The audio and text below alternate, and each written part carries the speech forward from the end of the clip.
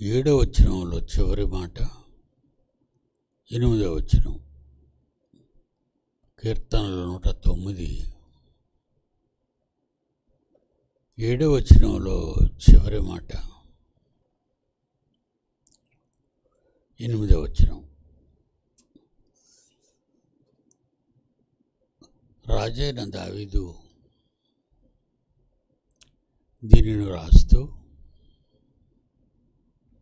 క్రీస్తుకు ముందు 1000 సంవత్సరాలు ఆయన ఇశ్రాయేలు దేశాన్ని పరిపాలిస్తున్న రోజులవి.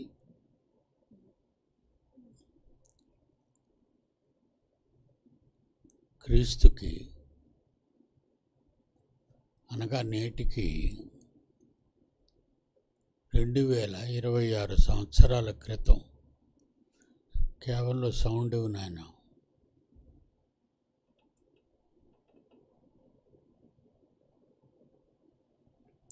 ప్రారంభ శతాబ్దంలో క్రీస్తు వచ్చిన కాలం,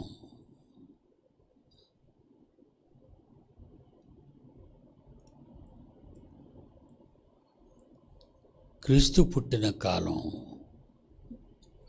ప్రారంభకాలం.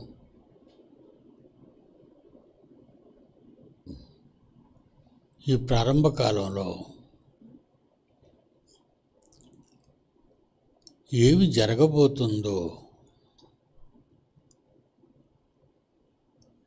క్రీస్తుకు ముందున్న 1000 సంవత్సరాల కాలంలో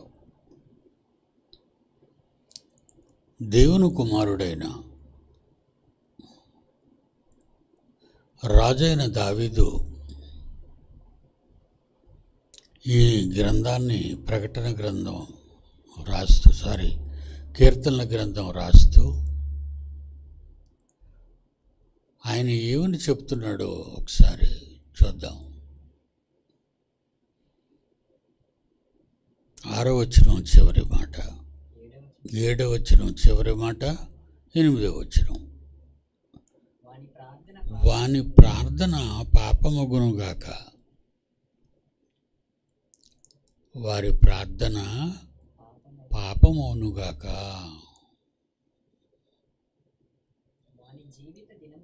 వాని జీవిత దినములు కొద్దివగునుగాక,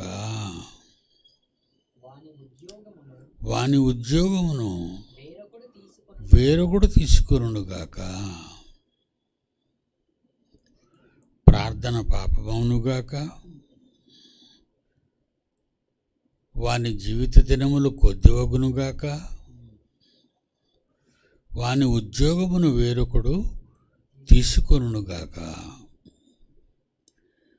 ఎవరిని గురించి చెప్తున్నారు దావీదు గారు?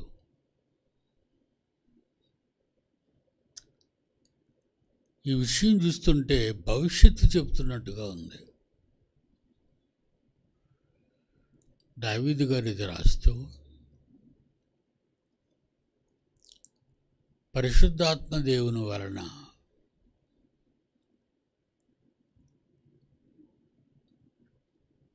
ఈ మాటలు రాస్తున్నాడు.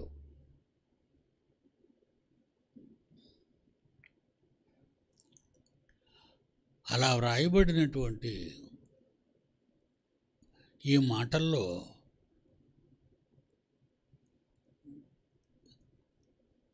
క్రీస్తుకు ముందు 1000 సంవత్సరాల్లో ఉన్న ఈయన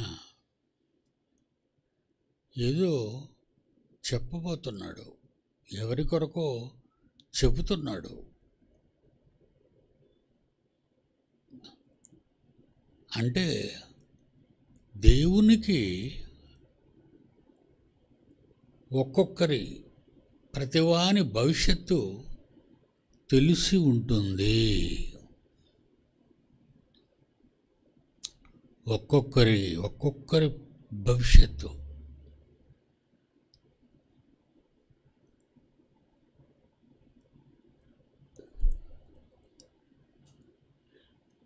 $840 కోట్లు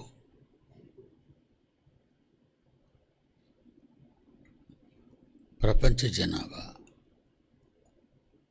ఈ 840 కోట్ల మంది భవిష్యత్తు దేవునికి తెలుసు. కనుకనే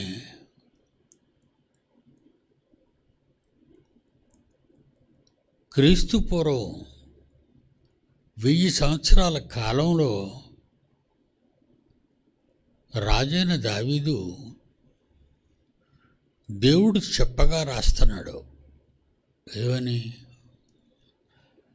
వాని ప్రార్థన పాపమగునుగాక,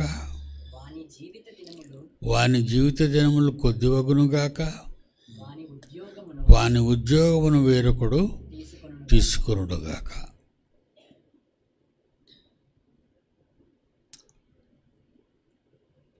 మనందరి భవిష్యత్తు దేవుడికి తెలుసు.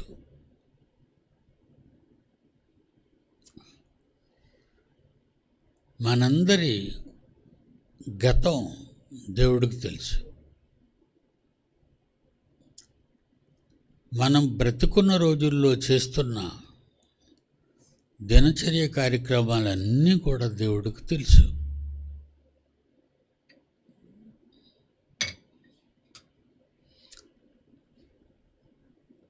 ఆయనకు తెలియని సంగతులు అంటూ ఏవి ఉండవు.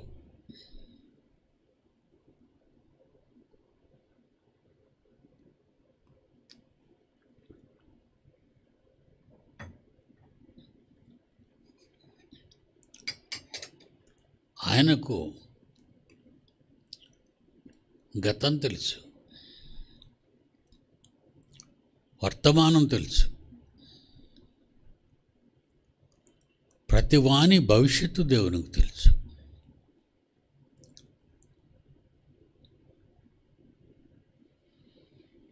దీని గురించి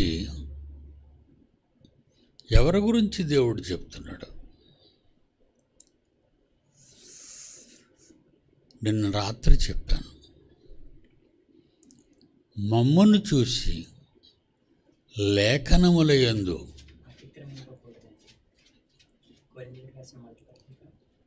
మమ్మను చూచి లేఖనమందు వ్రాయబడి ఉన్న సంగతులను అతిక్రమించకూడదు.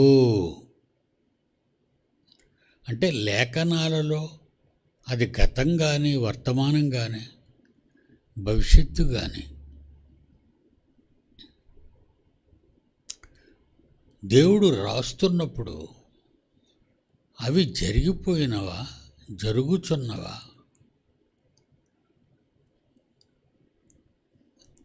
జరగబోయేవా, అవి చాలా జాగ్రత్తగా మనం బైబిల్ని పరిశోధించాలి. లేకపోతే దేవుడు చెప్పింది దానికి మనం వ్యతిరేకంగా మాట్లాడితే, ఉన్నది ఉన్నట్టుగా చెప్పకపోతే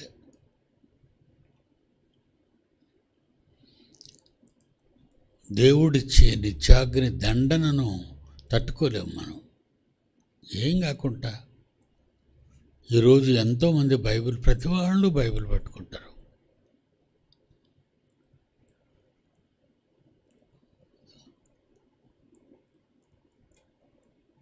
డాక్టర్ చదువుకున్న వాళ్ళు చదువుకున్న రోజుల్లో మనుషులు శరీర సంబంధమైన అవయవాలు, అవి కనబడేవి, కనబడనివి, వాటన్నిటి మీద శవాలను కోస్తూ డాక్టర్ చదువుతున్నవాళ్ళు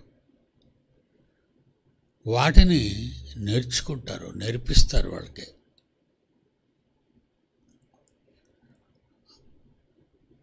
అలా ప్రజ్ఞులైన వారినే సర్జరీ చేయమంటారు. అంటే కోత. మనుషుల శరీరాలను, అంటే శవాలను కోసి నేర్చుకున్నారు. ఇప్పుడు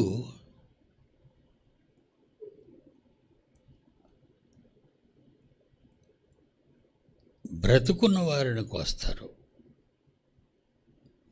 శవాలను కోసినప్పుడు ఏమైనా పర్వాలేదు, కానీ బ్రతుకున్నప్పుడు కానీ శరీరాలను కోస్తే చాలా భద్రత, పరిజ్ఞానం, సర్జరీ, ఆపరేషన్ చేసేవాళ్ళు తెలుసుకోవాలి. తేడా జరిగితే చచ్చిపోతారు బతికున్నవాళ్ళు. తప్పు చేస్తే బ్రతుకున్నవారే చచ్చిపోతారు. అలాగా డాక్టర్ల వల్ల చంపబడిన వారు ఎందరో ఉన్నారు, వాళ్ళ ఆపరేషన్ సరిగా చేయకపోవటం వల్ల. అలాగే బైబిల్ చెప్పేవారు దానిని చాలా సూక్ష్మంగా ఆలోచించాలి. హమ్మింగ్ వస్తుంది చూడండి రా, హమ్మింగ్ వస్తుంది చూడండి.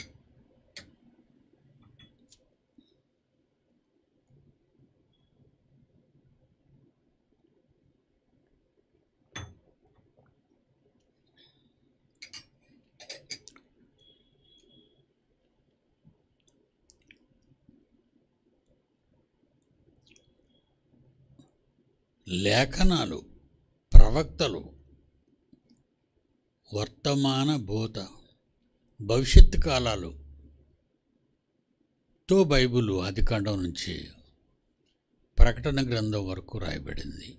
కనుక మనం ఏ విషయాన్నైనా చదివినప్పుడు కానీ, అర్థం చేసుకున్నప్పుడు కానీ అలాగున్నవో లేవో అని పరిశీలించాలి. ఎవరు ప్రసంగాలను పరిశీలించారంటే అపోస్తలుడైన పౌలంతటి మహాజ్ఞాని, అలాగే అతని ఫాలోవర్ సహదాసుడు శీలయు చెప్పిన సంగతులు అలాగున ఉన్నవో లేవో అని లేఖనములను ప్రతిదినము లేఖనములను పరిశోధించారు. ఏమో లేనివేమని చెప్తున్నారేమో. అతడు ఎంత గొప్పవాడు కానివ్వండి, కానీ బైబిల్ రైటు. బైబిల్ కంటే పౌలు గొప్పవాడు కాడు, బైబిల్ కంటే ఎవ్వరూ గొప్పవాళ్ళు కాదు, కన్న తండ్రి అయిన దేవుడు తప్ప. ఆయన రాయించిందే ఇదంతా, దేవుని వలన వాళ్ళందరూ రాశారు అంటాడు. దేవుని వలన వ్రాయబడినవి, పరిశుద్ధాత్మ ప్రేరణ వల్ల రాయబడినవి. ప్రతి మాట వాక్యం క్రీస్తు. కనుక లేఖనములను చాలా జాగ్రత్తగా చదవాలి. అలాంటి ఒక లేఖనమే ఈ 109 కీర్తనలో 7 చివరి మాట 8 అంతా. వారి ప్రార్థన పాపమవునుగాక, వారి ప్రార్థన పాపమవునుగాక. సామెతలు 15:8. సామెతలు 15:8. భక్తిహీనులు ప్రార్థనలతో పాటు బలులు అర్పిస్తారు. భక్తి లేని వాళ్ళు, భక్తి ఉండదు వాళ్ళకి, దేవునికి బలి అర్పిస్తారు. ఎందుకు ఆ భక్తి, ఎందుకు ఆ బలి? దేవుడు తీసుకోడు దాన్ని.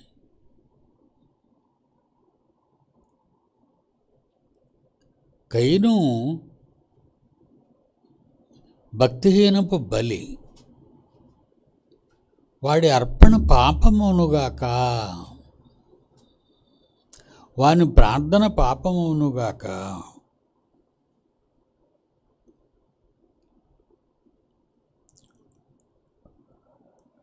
సామెతలు 15:8. భక్తిహీనులు అర్పించు బలులు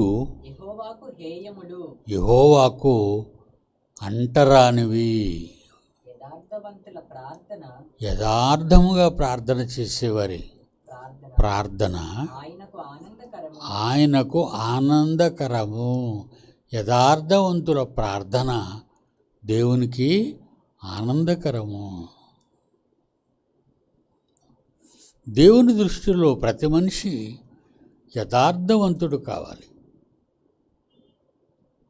కపటవర్తనుడై ఉండకూడదు, అబద్ధికుడై ఉండకూడదు,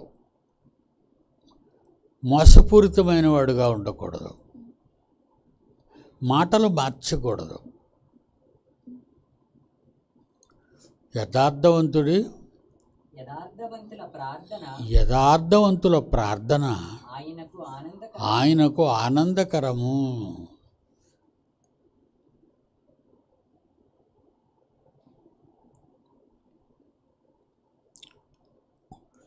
సామెతలు 21వ అధ్యాయం 27వ వచనం. సామెతలు 21వ అధ్యాయం 27వ వచనం. భక్తిహీనులు అర్పించు బలులు మరలదే మాట, హేయములు. దురాలోచనతో నాకు బలి అర్పిస్తున్నారు అనుకోండి మీరు, అవి మరిహేయములు. సహజంగా అనేక మంది భక్తులు వాళ్ళ దేవుళ్ళకి విస్తారమైన కోట్ల రూపాయలు ఇచ్చేస్తుంటారు, దేవుడికి ఇచ్చేస్తుంటారు. దాన ధర్మాలు చేసేస్తుంటారు, ఆశ్రమాలకు రాస్తుంటారు.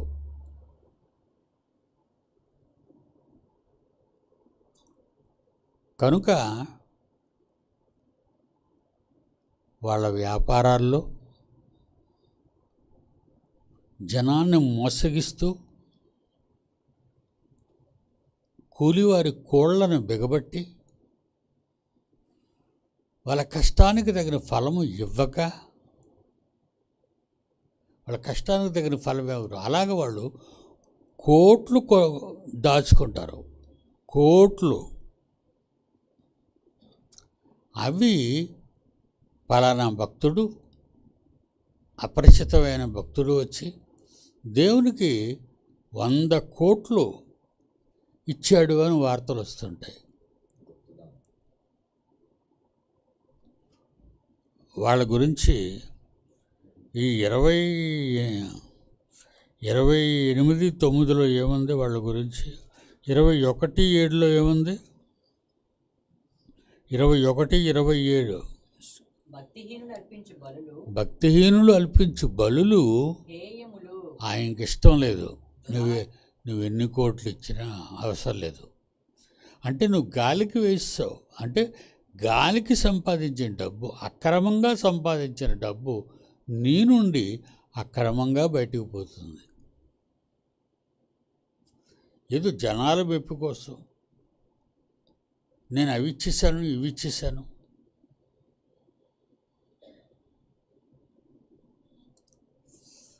ఎక్కువగా సినిమాల్లో, ఈ కాలంలో వచ్చే సినిమాల్లో బూతు సంబంధమైనటువంటి పాటలు పాడేస్తుంటారు యాక్టర్స్, బూతు సంబంధమైనటువంటి డ్యాన్సులు వేసేస్తుంటారు. వాళ్ళకి ప్రొడ్యూసర్లు కోట్లు ఇస్తారు. జాగ్రత్తగా వినండి.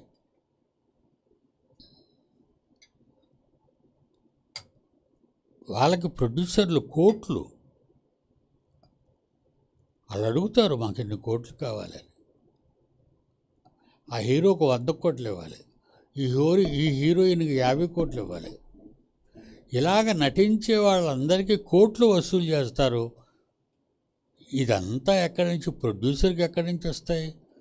ప్రజలు టిక్కెట్ ఈరోజు, ఒకప్పుడు పావలా ఉండేది టిక్కెట్ నా చిన్నప్పుడు.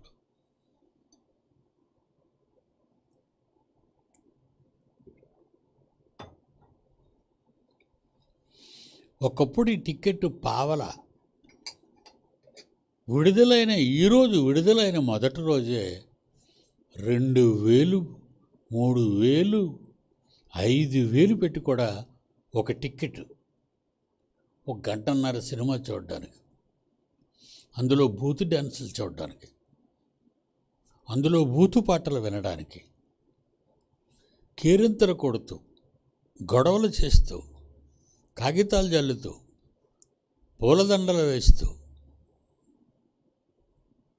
ఇలాంటి హీరోలు హీరోయిన్లు ఏం చేస్తారో తెలుసా? డబ్బు సంపాదించి 100 మందికి ఇళ్ళు కట్టించింది ఈమె, 100 మంది పేదవాళ్ళకి ఇళ్ళు కట్టించింది ఈమె, ఇన్ని కోట్ల రూపాయలతో క్యాన్సర్ హాస్పిటల్ కట్టించాడు ఆయన. యాక్టర్లు అండి, కోట్లు కదా సంపాదిస్తారు.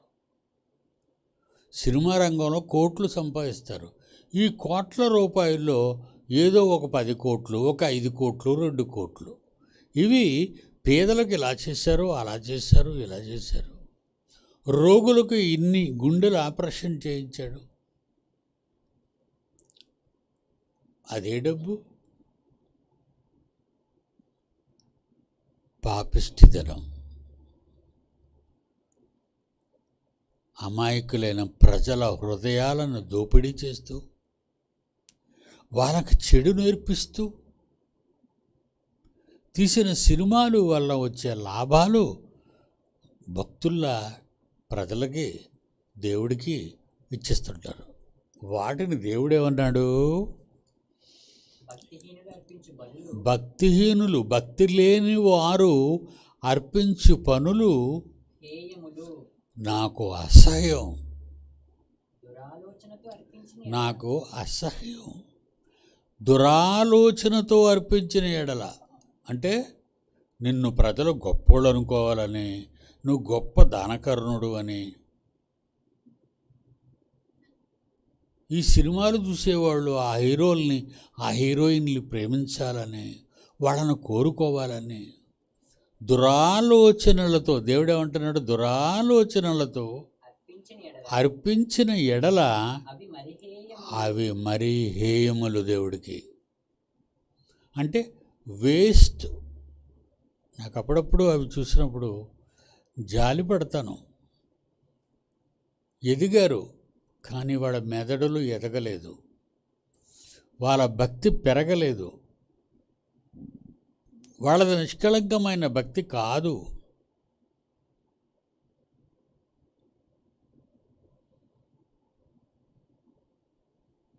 మరొక వచ్చినట్టు చూద్దాం. 28 కీర్తనల గ్రంథం